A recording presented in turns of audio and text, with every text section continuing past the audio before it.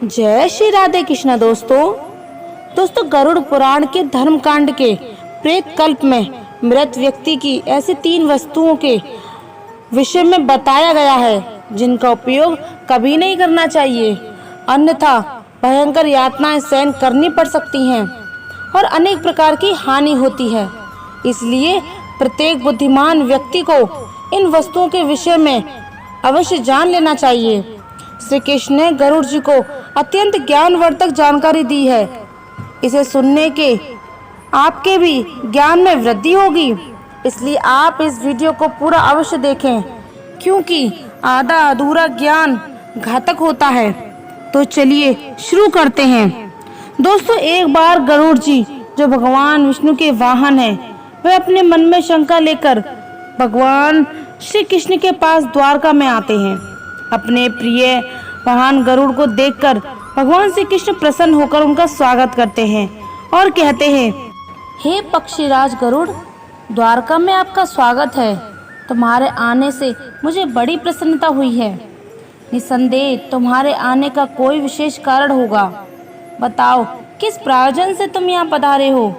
गरुड़ जी भगवान को प्रणाम करते हुए कहते हैं, हे प्रभु, आप तो सर्वज्ञ हैं। इस पूरे संसार में कुछ भी आपसे छुपा नहीं है। मैं आपके पास एक शंका लेकर आया हूँ, जिसका समाधान केवल आप ही कर सकते हैं।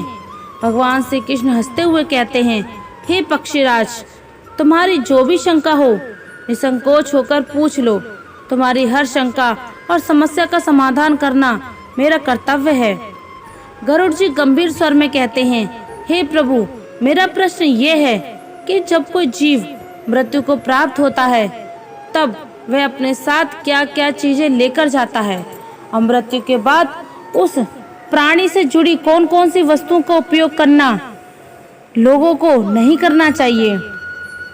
भगवान श्री कृष्ण ने विचारपूर्ण स्वर में कहा, गरुड़, तुम्हारा प्रश्न अत्यंत महत्वपूर्ण है। इस संसार में जो जन्म लेता है उसकी मृत्यु निश्चित होती है। मनुष्य से संसार में खाली हाथ अवश्य आता है, किंतु जब उसकी मृत्यु होती है तो वह अपने साथ 5 चीजें लेकर जाता है। और यह भी सत्य है कि जीवित मनुष्य को मरे हुए व्यक्ति की 3 चीजों का उपयोग कभी नहीं करना चाहिए। तुम्हारे इन दोनों प्रश्नों का उत्तर देने से पूर्व मैं एक ब्रह्मांड और 5 प्रेतों की कथा सुनाता हूँ, जिससे तुम्हारे सभी प्रश्नों का समाधान हो जाएगा। इस कथा को ध्यान से सुनना, क्योंकि इसके माध्यम से मानव जीवन के गढ़ रहस्यों को समझा जा सकता है। इस कथा का श्रवण करने पर मनुष्य को कोटि कोटि पाप नष्ट हो जाते हैं, इसलिए इस कथा का तुम प्रचार करो। गरुड़ जी ने श्रद्धा से कहा, हे प्रभु, मैं ध्यान पूर्वक आपकी कथा सुनने के लिए तैयार हूँ। कृपया मुझे वह पवित्र कथा सुनाइए। जो भगवान श्री कृष्ण ने गरुड़ जी को वह कथा सुनानी शुरू करी।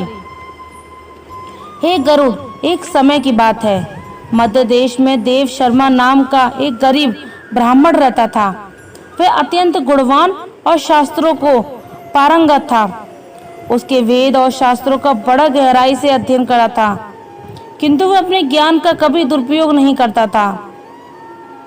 उसने कभी अपने ज्ञान का उपयोग धन कमाने के लिए नहीं, अत्यंत गरीब होकर भी वह भिक्षा मांगकर ही अपना गुजारा चलाता था। फिर एक दिन वह ब्राह्मण वन में तपस्या करने के लिए जाने लगा। वह ईश्वर का ध्यान करने के उद्देश्य से वन में विचरण करने लगा। ब्राह्मण जिस वन में प्रवेश करता उसका नाम विपिन था। वह अत्यंत भयानक और डरावना था, जिसके बारे में दूर दूर तक लोग चर्चा किया करते थे। इस वन में प्रवेश करने की हिम्मत बहुत कम लोगों में थी, क्योंकि वहाँ का वातावरण भी बहुत ही भयंकर था। विपिन वन में ऊंचे ऊंचे पेड़ थे, जिनकी शाखाएं इतनी घनी थी कि सूर्य की किरणें भी नीचे तक नहीं पहुँच पाती थी। इनमें से कुछ पेड़ प्राचीन काल से खड़े थे, जैसे महावृक्ष, जिनकी विशाल जड़ें जमीन से बाहर निकलकर हर दिशा में फैली हुई थी। वहाँ पर वट वृक्ष और अश्वत्थ जैसे वृक्षों की भरमार थी। जो अपने नीचे किसी को भी दबा सकते थे। इस भयंकर वन में मांड व शमी जैसे पेड़ भी थे, जिनके पास से गुजरते हुए लोगों के रोंगटे खड़े हो जाते थे। इन वृक्षों की शाखाएं मुड़ी, जुट और विकृत थी। उन पर अक्सर अजीब से जीव लटकते रहते थे। वहाँ उगने वाले पौधे भी डरावने थे। विषखंभा साधारण नहीं थे। यहाँ काले पंखों वाले उल्लू दिन में भी विचरण करते थे, जिनकी भयानक आवाज़ें हवा में गूंजती थीं। जंगली भेड़िए अपने शिकार की तलाश में हमेशा घूमते रहते और उनकी आंखें अंधकार में चमकती थीं। काले धब्बों वाले तेंदुए और हिंसक भालू भी यहाँ आम थे। पक्षियों में शकुनी नाम का गिद्ध और काली मैना पेड़ों पर बैठकर दूर से आए लोगों को आतंकित करती थी। विपिन वन का सारा वातावरण ही अत्यंत रहस्यमय और डरावना था, जहाँ हर कदम पर मृत्यु का भय मंडराता रहता था। और चलते चलते वह एक अत्यंत प्राचीन वृक्ष के पास पहुंच जाते हैं। वह देखता है कि उस वृक्ष के नीचे 5 पिशाच खड़े हुए हैं। वह सभी पिशाच उस जंगल से गुजरने वाले मनुष्य का भक्षण करते थे। कोई भी मनुष्य उस मार्ग से जाता तो वह उसे पकड़कर खा लिया करते थे। पिशाच होने के कारण उनके अंदर धर्म का कोई अंश नहीं था। वे अत्यंत पापी और दुराचारी थे। वे किसी भी प्रकार की दया नहीं करते थे। जब वह ब्राह्मण उस वृक्ष के पास आता है तो वे पिशाच एक दूसरे से कहने लगते हैं, अरे वाह, देखो भाई, हमारे लिए आज ताज़ा ताज़ा भोजन आ रहा है। सबसे पहले मैं ही इस ब्राह्मण को खाऊंगा। इसका मांस तो कितना स्वादिष्ट होगा। ये ब्राह्मण केवल सात्विक भोजन करता होगा, लेकिन इसके शरीर में किसी भी प्रकार के रोग नहीं होंगे, कोई कीड़े और कृमि भी नहीं होंगे। इसका मांस खाने में बड़ा आनंद आएगा। दूसरा पिशाच कहता है, इस ब्राह्मण का भक्षण तो मैं ही करूंगा। आज कई दिनों के पश्चात शिकार हाथ लगा है। इस प्रकार से वे पिशाच उस ब्राह्मण को खाने के लिए आगे आते हैं। लेकिन जब वह ब्राह्मण उस पिशाच को देखता है तो वह बिल्कुल भी भयभीत नहीं होता। वह ब्राह्मण भगवान विष्णु का परम भक्त था और वह हर समय श्री हरि नाम का जप करता रहता, इसलिए उसे किसी से भी कोई भय नहीं लगता था। उन पिशाच को देखकर भी ब्राह्मण भयभीत नहीं हुआ और उन पिशाच की ओर देखते हुए उन्हें प्रणाम करने लगता है और कहता है, हे पिशाच, तुम्हें नमस्कार है। उस ब्राह्मण का ऐसा विचित्र व्यवहार देखकर पिशाच हैरान हो जाते हैं। विष्णु भक्त ब्राह्मण ने सानिध्य से उनसे अंदर से का भाव नष्ट हो जाता है और वे आश्चर्यचकित होकर उस ब्राह्मण की ओर देखते हैं और उस ब्राह्मण से कहने लगते हैं, हे परमात्मा, और उस ब्राह्मण से कहते हैं कि हे महात्मा, आप कौन हैं और इस वन में अकेले क्यों भटक रहे हैं? हम पिशाच को देखकर भी आपको जरा सा भय नहीं लगा? बड़े बड़े शूरवीर योद्धा भी हम पिशाच को देखकर थरथर कांपने लगते हैं। हमें देखकर डरकर भागने लगते हैं, किंतु आपके मन में किसी भी प्रकार का भय दिखाई नहीं पड़ रहा है। आपके आने पर हमारी भूख भी समाप्त हो चुकी है। हम तो आपको भोजन समझकर प्रसन्न हो रहे थे और आपको खाने वाले थे। फिर वह ब्राह्मण कहता है, हे पिशाच, मुझे आपसे बिल्कुल भी भय नहीं लग रहा है, क्योंकि मैं जानता हूँ कि भगवान हमेशा मेरे साथ हैं और उनकी इच्छा के बिना तो पेड़ का पत्ता तक नहीं हिलता। यदि मेरी मृत्यु आप पिशाच के द्वारा ही होनी है तो मुझे यह भी स्वीकार है। प्रभु ने मेरे भाग्य में जो भी लिख दिया है मुझे वह मंजूर है। यदि मुझे खाने से आपको तृप्ति होती है तो मैं इसे मेरा सौभाग्य समझूंगा। इस संसार के प्रत्येक प्राणी को सुख प्रदान करना, उनकी तृप्ति करना ही प्रत्येक मनुष्य का कर्तव्य है। पिशाच भी ईश्वर द्वारा ही बनाए हुए हैं, इसलिए मैं आपकी निंदा भला कैसे कर सकता हूँ। ब्राह्मण के ऐसे वचन सुनकर वह सभी पिशाच आश्चर्यचकित हो जाते हैं और उस ब्राह्मण से कहने लगते हैं, हे ब्राह्मण देवता, आपके वचन अत्यंत सुंदर हैं, जिन्हें सुनकर ही हमारी तृप्ति हुई है। हम आपका भक्षण नहीं करेंगे। कृपया आप हमें बताइए कि आप कौन हैं और किस कारण से आप इस वन में भटक रहे हैं। वह ब्राह्मण कहता है, हे पिशाच, मेरा नाम देव शर्मा है और मैं प्रभु की भक्ति करने के लिए इस वन में उचित स्थान खोज रहा हूँ, किंतु आपको देखकर लगता है कि आप बहुत कष्ट में हैं। मुझे बताइए किस कारण से आपको पिशाच बनना पड़ा। यदि मैं आपकी कोई सहायता कर सकता हूँ तो आप अवश्य कहें। मैं अपने सामर्थ्य के अनुसार आपकी जो भी हो सकेगा मदद अवश्य करूँगा। ब्राह्मण की बातें सुनकर सभी पिशाच सन्न हो जाते हैं और कहने लगते हैं, हे द्विज श्रेष्ठ, आपको बार बार प्रणाम है। हम सभी पिशाच हमारे पाप कर्मों के कारण ही बने हैं।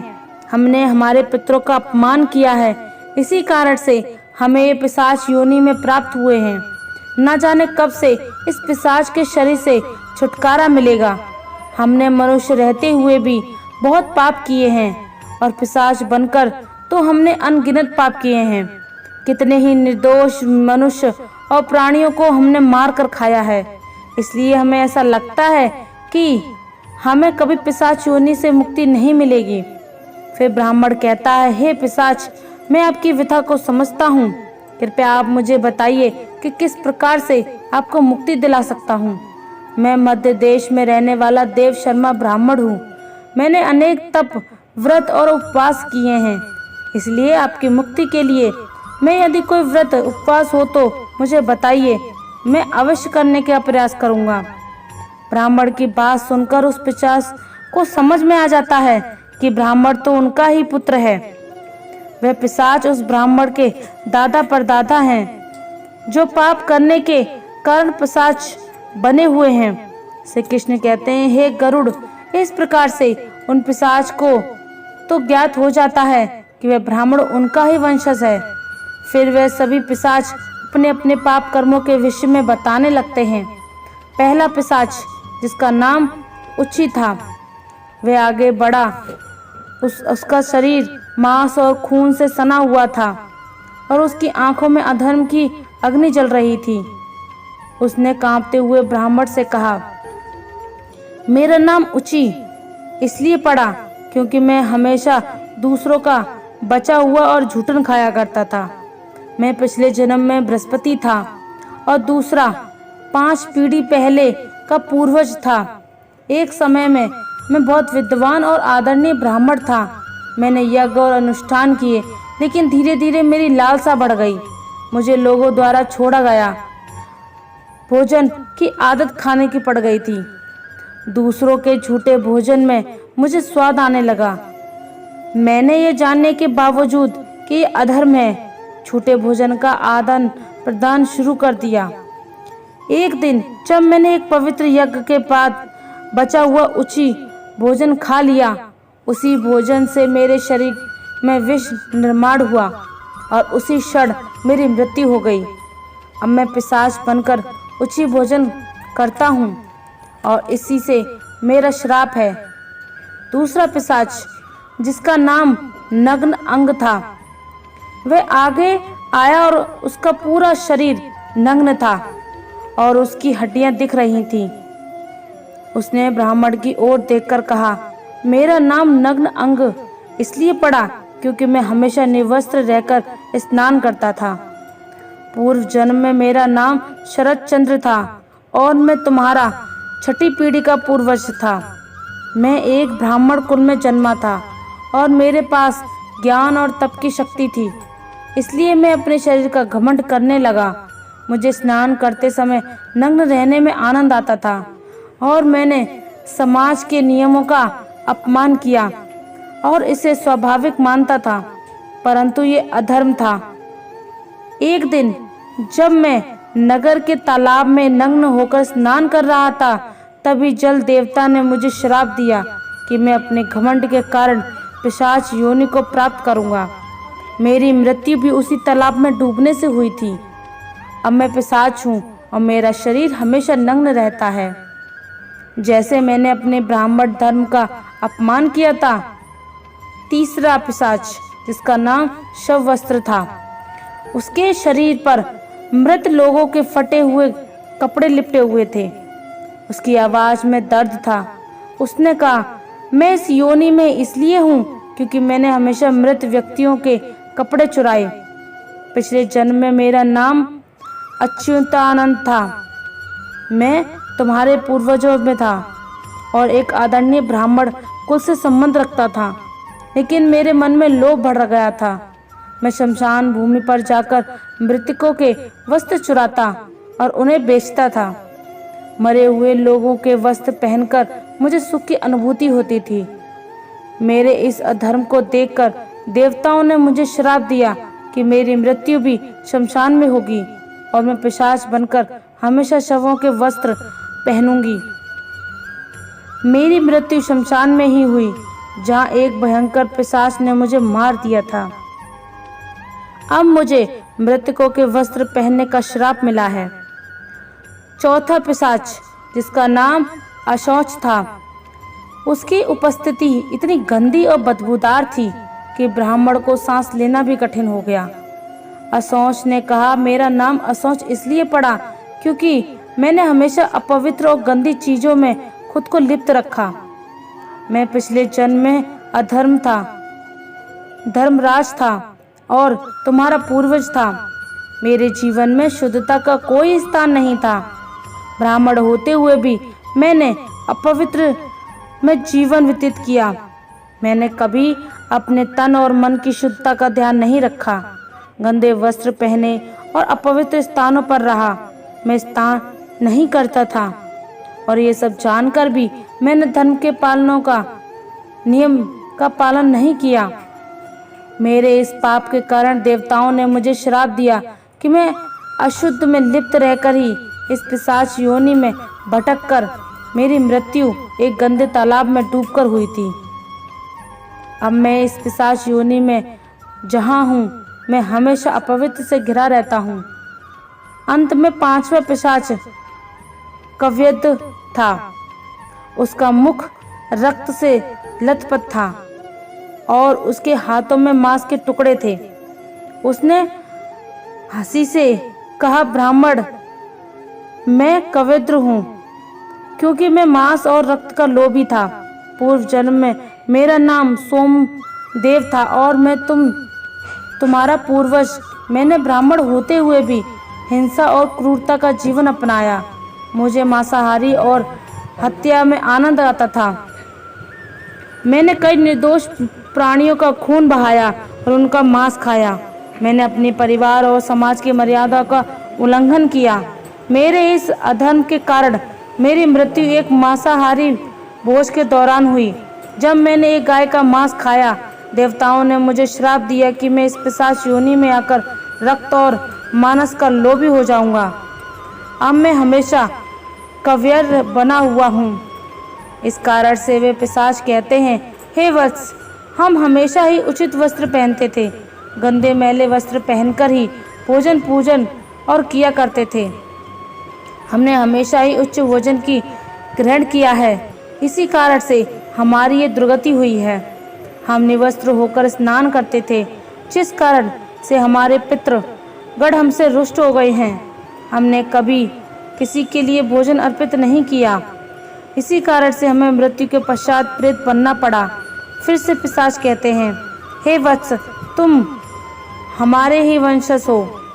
हम तुम्हारे पूर्वज हैं। इस ईश्वर की ही कृपा है कि उन्होंने तुम्हें हमारे पास भेजा है। अब हमें यकीन हो गया है कि तुम हमें मुक्ति अवश्य दिलाओगे। श्री कृष्ण आगे कहते हैं, कर्म मनुष्य की सबसे महत्वपूर्ण धरोहर है, जो उसके साथ मृत्यु के बाद भी जाती है। मनुष्य जीवन में जो भी कार्य करता है, अच्छे या बुरे, वह कर्म उसके अगले जन्म में फल देते हैं।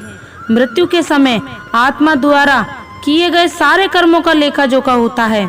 अगर किसी व्यक्ति ने अच्छे कर्म किए हैं तो उसे परलोक में सुख की शांति मिलती है और अगले जन्म में भी उसे समृद्धि प्राप्त होती है। वहीं अगर उसने बुरे कर्म किए हैं तो उसे नरक या दुखदायी जीवन की प्राप्ति होती है। यही कारण है कि हमारे धर्म शास्त्रों में भी कर्म को अत्यंत महत्वपूर्ण दिया गया है। कर्म की गति इतनी अद्भुत होती है कि ये 7 जन्मों तक आत्मा का पीछा करती हैं। इसलिए मनुष्य को सदैव पुण्य कर्म करने का प्रयास करना चाहिए। भगवान श्री कृष्ण चौथी चीज के रूप में कर्ज का उल्लेख करते हैं। वे कहते हैं, कर्ज एक ऐसी वस्तु है जो मृत्यु के बाद भी आत्मा का पीछा करती है। यदि कोई व्यक्ति जीवन में किसी से कर्ज लेता है और उसे चुकाए बिना मर जाता है तो वह कर्ज अगले जन्म में भी उसके साथ रहता है। कर्ज आत्मा पर एक प्रकार का बंधन बनाता है और जब तक चुकाया नहीं जाता आत्मा इससे मुक्त नहीं हो सकती। मृत्यु के बाद उस आत्मा को परलोक में कर्ज चुकाने के लिए भी दंड दिया जाता है। पुनर्जन्म में कर्ज के कारण व्यक्ति को शारीरिक या मानसिक कष्ट झेलना पड़ सकता है।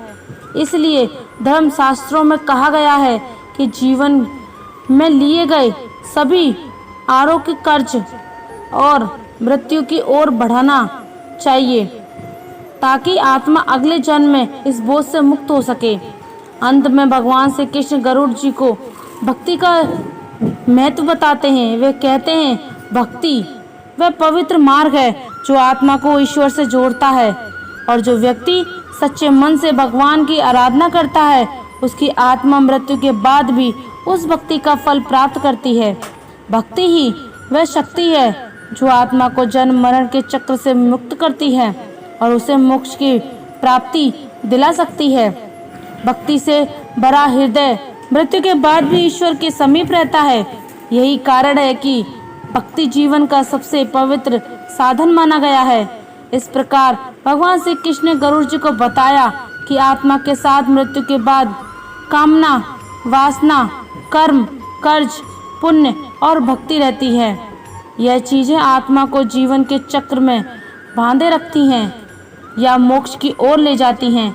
तो दोस्तों, इस प्रकार से श्री कृष्ण ने गरुड़ जी को अत्यंत महत्वपूर्ण ज्ञान दिया। उम्मीद है आपको यह जानकारी अच्छी लगी होगी। इसलिए वीडियो को लाइक अवश्य करें और कमेंट में जय श्री कृष्ण अवश्य लिखें। साथ ही चैनल को सब्सक्राइब करें। आप सभी का धन्यवाद।